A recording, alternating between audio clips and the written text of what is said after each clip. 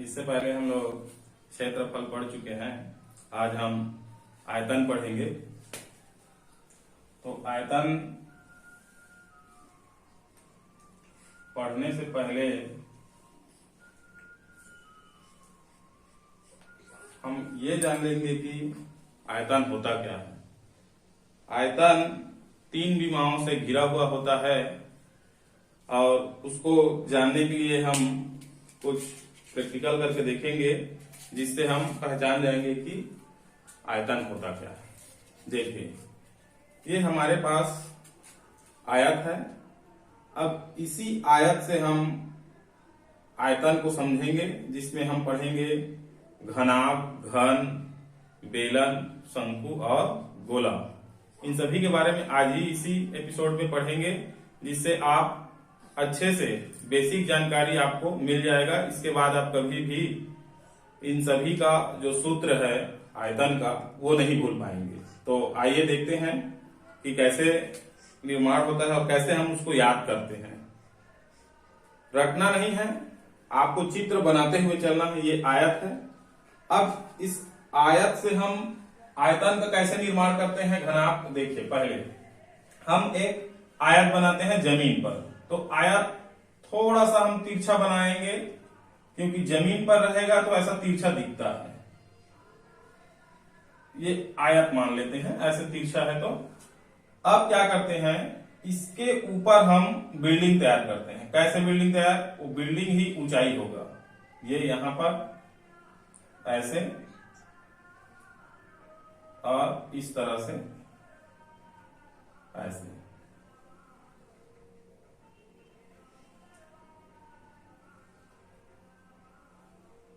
ये देखिए, वास्तव में ये आयत था और ये ऊंचाई। तो अगर देखें तो ये आधार का चौड़ाई है और ये लंबाई, यानी कि ये B है और ये L। ये अभी बिल्डिंग तैयार किए हैं, यही है ऊंचाई H।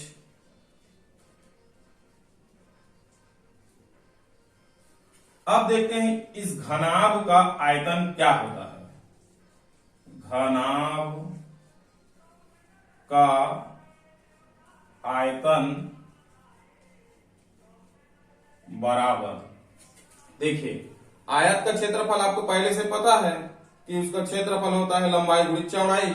तो ये आयत का लंबाई गुणित चौड़ाई रख दीजिए पहले से।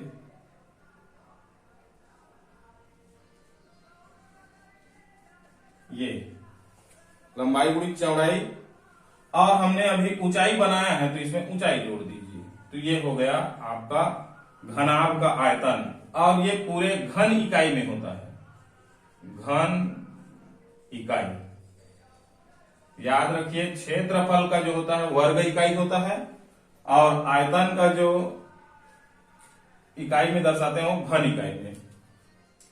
इसी को दूसरे तरीके से अगर प्रश्न में पूछा जाए तो ये लंबाई और चौड़ाई को हम इसकी भाषा में आधार कहते हैं। अगर कहीं पर ऑप्शन में आ जाता है कि घनाभ का आयतन क्या होता है, और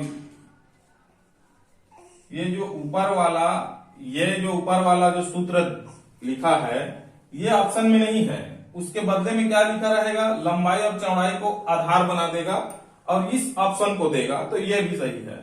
याद रखना, आधार गुणित ऊंचाई घन इकाई लिखा रहेगा, वर्ग इकाई लिखा रहेगा तो वो गलत है, क्योंकि यहां पर 3 विमा, लंबाई, चौड़ाई और ऊंचाई, तो तीनों मिलकर घन इकाई बनाएंगे।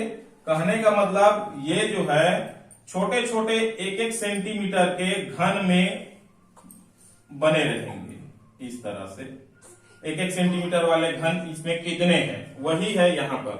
अगर प्रैक्टिकल के तौर पे देखेंगे तो छोटा सा एक उदाहरण लेते हैं, 2 सेंटीमीटर 3 सेंटीमीटर का, तो समझ में आ जाएगा। ये देखिए, छोटा छोटा उदाहरण लेंगे ताकि आपके दिमाग में बैठ जाए कि होता क्या है।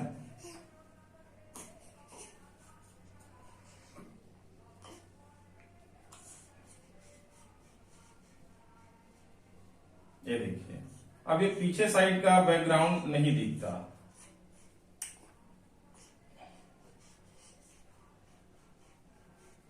ये है, अब या मान लिया जाए इसको 3 सेंटीमीटर लेते हैं, तो 3 सेंटीमीटर ये हो गया, ये तो इधर भी 3 सेंटीमीटर ऐसे चला जाएगा। ये अगर 2 सेंटीमीटर है तो यहां से ऐसे हो जाएगा, और ये इस तरह से। अगर ये भी 3 सेंटीमीटर है तो ऐसा हो जाएगा।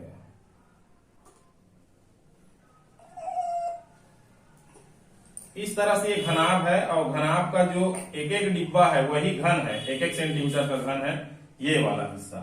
तो इसमें कुल कितने छोटे छोटे घन बने हुए हैं, तो अगर इसको देखेंगे इस सूत्र में रखकर तो क्या होगा, ये 3 सेंटीमीटर है, ये ऊंचाई भी 3 सेंटीमीटर और ये चौड़ाई 2 सेंटीमीटर।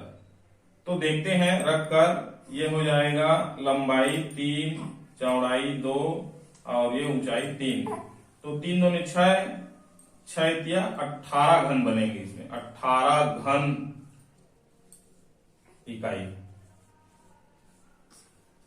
18 घन आप काट के देख लीजिए कि कितने होते हैं। देखिए बॉक्सों को गिन लेते हैं पहले, एक बॉक्स 2, 3, 4, 5, 6, 7, 8, 9 ये इतने 9 तक हो गए, तो इतने ही पीछे में बनेंगे यहाँ पर, 9 दूने 18, वही है घन इकाई। अब इसके बाद घनाभ का पढ़ लेते हैं। इसको अंग्रेजी में लंबाई को L गुणा चौड़ाई को B और इसको H से दर्शाया जाता है। अब इसी को हम, आप इतना समझ गए हैं तो अब घन में आ जाते हैं। ये आयतन का सूत्र हो गया, घन में कैसे होगा उसको भी बता देते हैं। आप नोट कर लेंगे इस सब को देखते हुए और चित्र बनाते हुए आगे बढ़ेंगे। और एक बार नहीं समझ में आएगा तो बार बार उसको अभ्यास कीजिए, इतनी बार अभ्यास कीजिए कि आपके दिमाग में वो चित्र बनाने की जो कला है वो भी बन जाए और आपको याद रहे। देखिए ये है हमारे पास वर्ग। अब वर्ग से हम घन का आयतन कैसे निकालेंगे देखते हैं। देखिए पहले तो जमीन पर हम वर्ग को तिरछा थोड़ा सा बनाएंगे इस तरह से, ताकि उस पे हम बिल्डिंग तैयार कर सकें। ये देखिए वर्ग है, थोड़ा तिरछा रखेंगे तो ऐसा होगा। इसके ऊपर इतने ही लंबाई का ये भुजा है, ये भी भुजा है, तो इसके ऊंचाई इतना ही लंबाई का ऊंचाई रखेंगे तो उसको घन कहेंगे।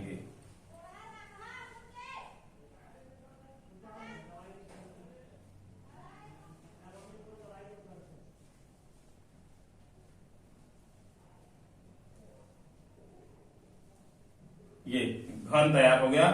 अगर इसके पीछे को नहीं दर्शाएंगे, पीछे दिखता भी नहीं है, तो ऐसा अगर इसको मिटा देंगे तो आपको स्पष्ट दिखेगा कि ये घन है। अब हमने इसमें आधार में जोड़ा क्या है, ये आधार था, ये ऊंचाई भी उतना ही लंबाई का है, तो भुजा भुजा भुजा कहने का मतलब पहले, अब देखिए घन का आयतन,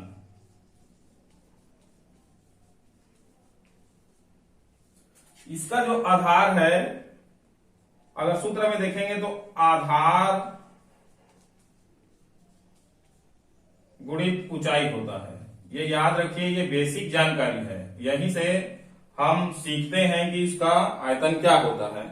आपको भी बता देते हैं इसी के आधार पे। आधार माने ये नीचे में जो वर्ग बनाए थे पहले, भुजा गुणित भुजा, तो ये आधार जो है भुजा गुणित भुजा, और ये जो ऊंचाई है वो भी भुजा के बराबर ही है, तो 3 बार भुजा। अब इसको लिखेंगे तो क्या हो जाएगा, भुजा का घात 3 घन इकाई।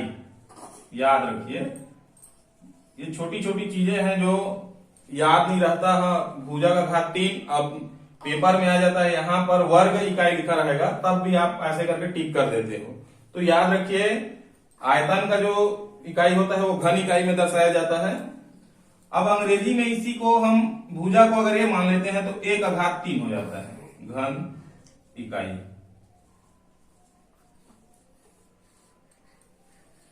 अगर सेंटीमीटर में रहेगा तो घन सेंटीमीटर, मीटर में रहेगा तो घन मीटर, फीट में रहेगा तो घन फीट, ऐसा होता है।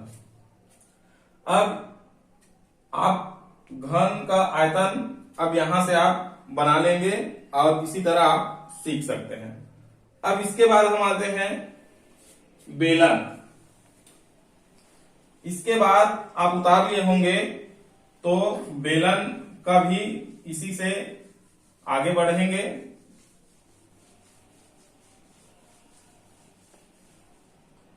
देखिए बेलन होता क्या है, बेलन का जो आधार है नीचे का हिस्सा इस तरह होता है वृत्ताकार।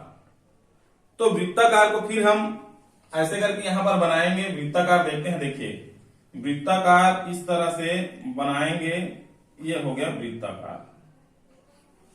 अब बेलन कैसे होता है, इसके ऊपर में इस तरह से चित्र बनेगा, ये और ये बेलन का निर्माण हो गया।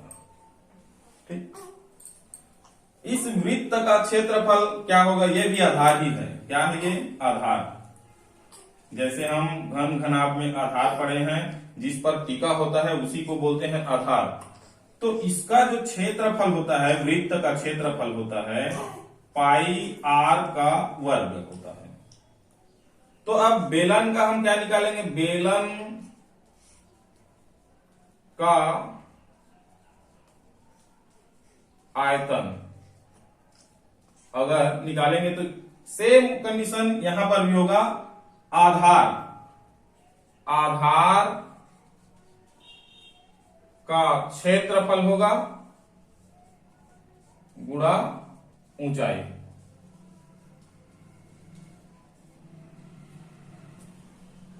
आधार का क्षेत्रफल गुणा ऊंचाई। तो आधार का क्षेत्रफल इसका क्या है, पाई आर का वर्ग।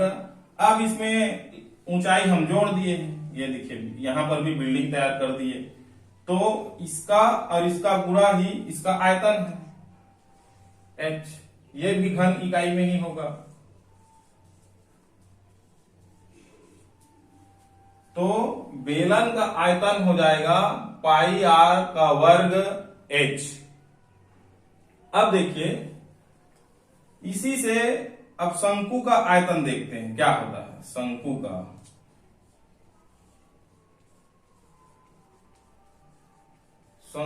का आयतन, अब शंकु का निर्माण कैसे होता है देखते हैं। पहले आपको ज्यादा मेहनत नहीं करना पड़ेगा, सिर्फ चित्र देखिए और अच्छे से समझिए, एक बार में सब याद हो जाएगा। शंकु का निर्माण यहीं से कर देते हैं, देखते हैं, देखिए देखते रहिए। ये देखिए ये शंकु हो गया। अब बाकी चीजों को हम यहां से डिलीट कर देते हैं। अब इसी से देखिए अभी भी हाइट जो है, ऊंचाई यही है, उसका ऊंचाई कम नहीं किए हैं। वास्तव में ऊंचाई को हम यहां से दर्शाते हैं, वही है। अब देखिए बेलन को हमने काट दिया, तराश दिया, उसके बाद ये क्या होता है, शंकु का निर्माण होता है। जाहिर सी बात है कि बेलन से इसका आयतन कम हो जाएगा, ज्यादा नहीं होगा। तो कम कितना होगा, देखिए एक हिस्सा हमने इधर मिटा दिया, एक हिस्सा इधर का मिटा दिया, मतलब एक एक हिस्सा निकाल दिया। तो बेलन का दो हिस्सा गायब हो गया, दो हिस्सा कम हो गया। तो कौन सा हिस्सा बच गया, तीसरा हिस्सा।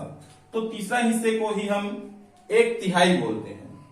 तो इसके आगे में कुछ नहीं करना है, आपको 1/3 कर देना है, क्योंकि ये बेलन का 1/3 हिस्सा ही बचा है।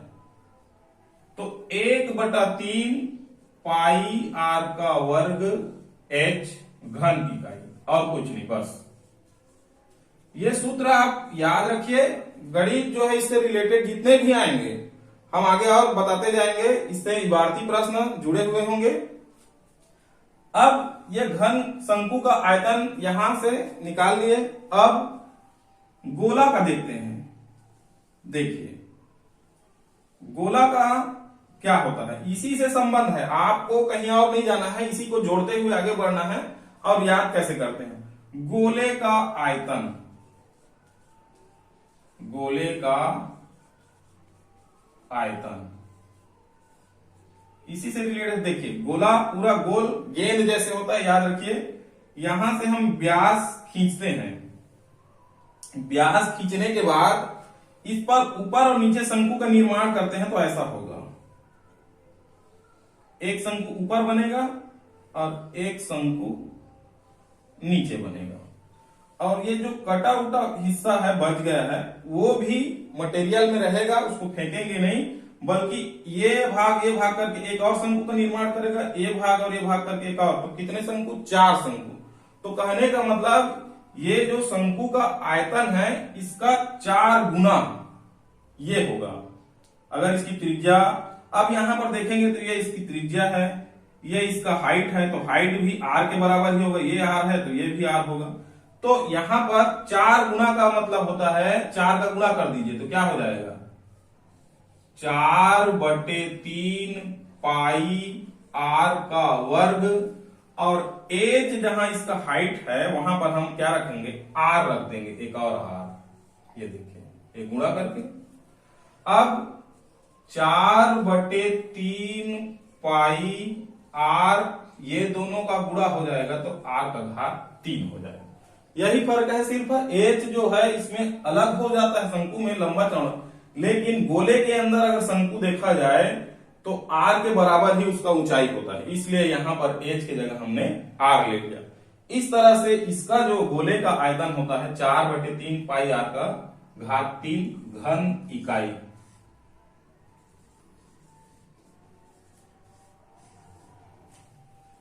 देखिए इस तरह से आप सभी को घनाभ से लेकर बेलन, गोला, शंकु सबका अगर आयतन का फॉर्मूला आप याद रख लेते हैं तो इससे जितने भी संबंधित जो प्रश्न आएंगे पेपर में, सूत्र याद है तो आप उसका त्रिज्या रख दीजिए, ऊंचाई रख दीजिए, पाई का मान जो होता है 22/7 होता है उसको रख दीजिए और आप इसको हल कर सकते हैं।